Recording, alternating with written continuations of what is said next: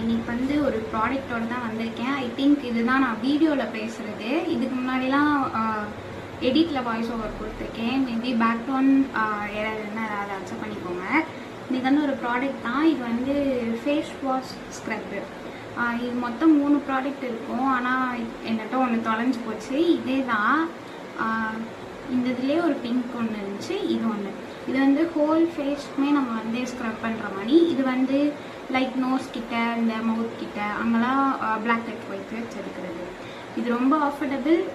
கண்டிப்பாக வாங்கி ட்ரை பண்ணி பாருங்கள். லைக் இப்போ நிறையா நீங்கள் வந்து ஸ்க்ரப்ஸ்க்கு வந்து காசு வேஸ்ட் பண்ணுறது பதிலாக இதை ஒரு வாட்டி நீங்கள் யூஸ் பண்ணிங்கன்னா நீங்கள் ஃபேஸ் வாஷ்லேயே இதை போட்டு நம்ம வந்து ஸ்க்ரப் பண்ணோனாலே நிறையா அந்த டெட் ஸ்கின்ஸ் எல்லாமே ரிமூவ் ஆயிடும். Comment for link. எனக்கு வந்து பிம்பிள்ஸ் இருக்கிறனால நான் ரொம்ப லைட்டான ஸ்க்ரப் பண்ணுறேன்.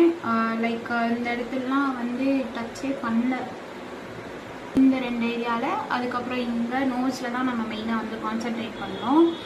இந்த இதை வச்சு நம்ம ஆல் ஓவர் ஃபேஸ்க்கு பண்ணிக்கலாம்.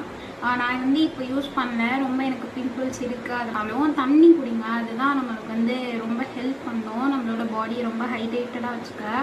நம்ம மாய்ஸ்சரைசர் எல்லாமே யூஸ் பண்ணுறோம்ல, அதுக்கு பதிலாக நம்ம இதை பண்ணோம்னாலே போதும்.